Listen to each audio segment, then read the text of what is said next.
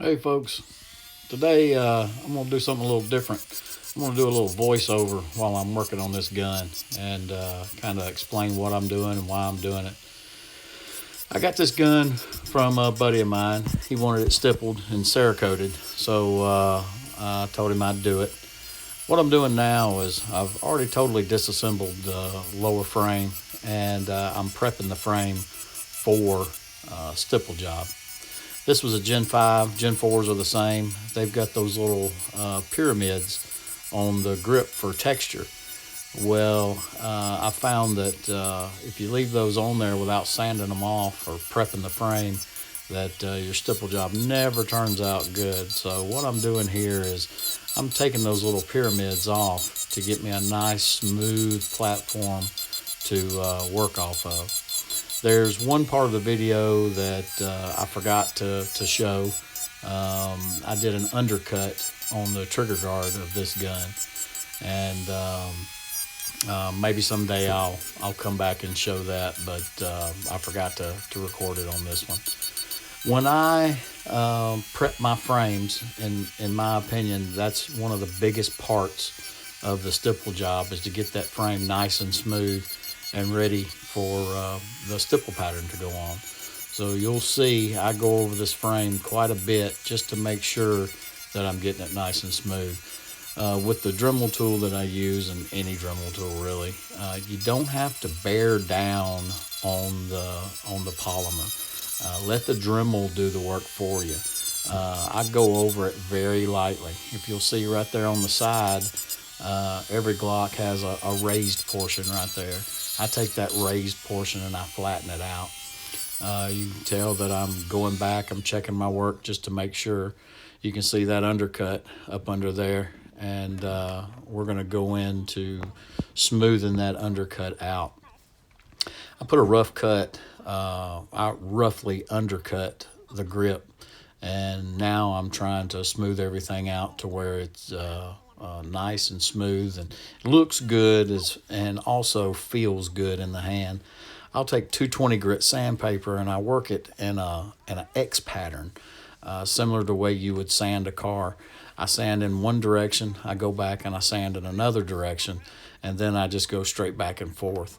What that does is that lets that sandpaper cut through those little small lines that are left behind by the Dremel wheel, and it'll wind up giving you a nice smooth surface there. With this one, I didn't want to get it too smooth because I was going to have to put it in the blast cabinet anyway and sandblast it. So getting it too smooth wouldn't really do anything. I just wanted to make sure all the imperfections were out of it. Next, I moved to 1000 grit sandpaper. You can see what I'm doing here. I'm going over it with that X pattern that I used, and then I'm checking it periodically to make sure that it's getting smooth. It does get very, very smooth. You can see there that it's already smoothed out nicely.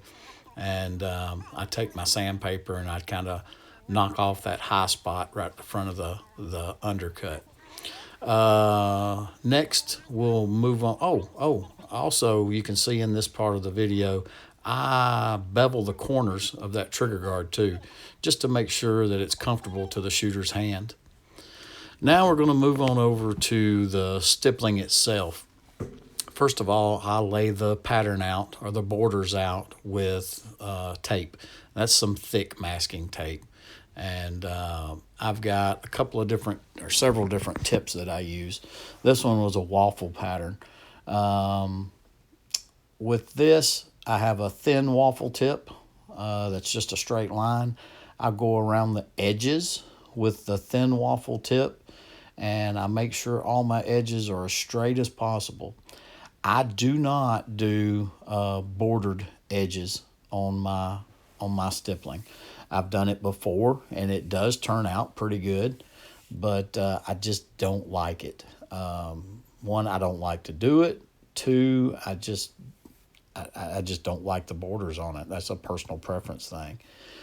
You'll notice I cleaned my tip off with a brush there a second ago. When you get going with that tip, whether it's a waffle tip or whether it's any other type of tip, some of the polymer will come off the gun when it melts, and you'll have to clean that tip periodically.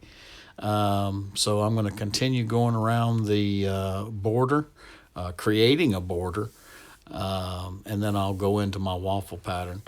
Now, on the Gen 4s and Gen 5s, since they have replaceable back straps, I try to leave that groove in the back strap so that the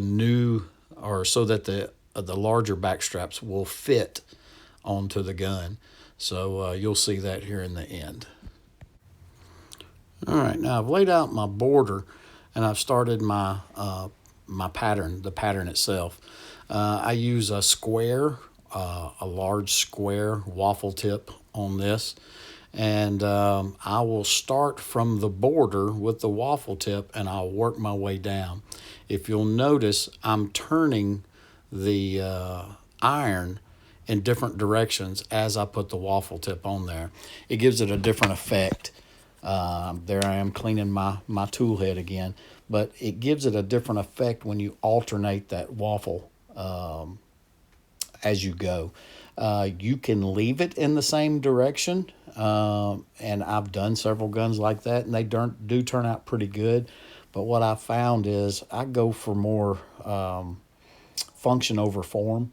That's just how I am. And if you alternate that waffle grip, I've learned that it gives you a little more bite into the hand when you shoot the gun. The other pattern where you keep them all in straight lines and you make it all look like one solid waffle pattern, it looks good. It actually looks better than this, but it doesn't bite into your hand from my experience. Some people might disagree with that, but that's from my experience, that's what I've found. Now, if you'll notice, I'm going down along that groove in the back strap, making sure that I leave that groove clear, and so that the back straps will fit on there. It's a fairly time-consuming process. You have to take your time. You have to learn how long to leave the iron on the polymer, because if you leave it too long, it can melt through the polymer. If you don't leave it long enough, it won't leave a good impression into the polymer. Another thing is different colored polymers have different strengths. So if you have a Glock that's got a black frame like this one, you'll have to leave the tip on there a little bit longer. If you've got one that's got a gray or maybe a brown frame, those frames are softer. The polymer is softer. So you have to know what you're working with. I know Smith & Wesson M&Ps, they have a different construction to their polymer.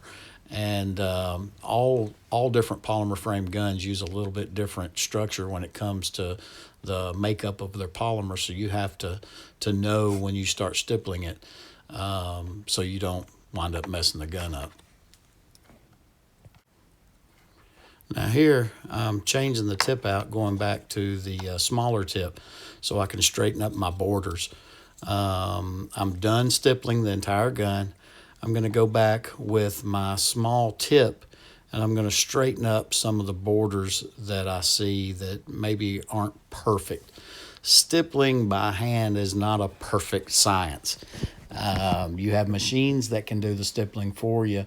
I know Wilson Combat uses an engraver to do stippling, and the patterns come out perfect.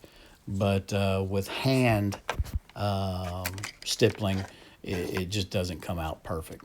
Now, if you can look at the pattern, you can see that I've left that groove open in the back.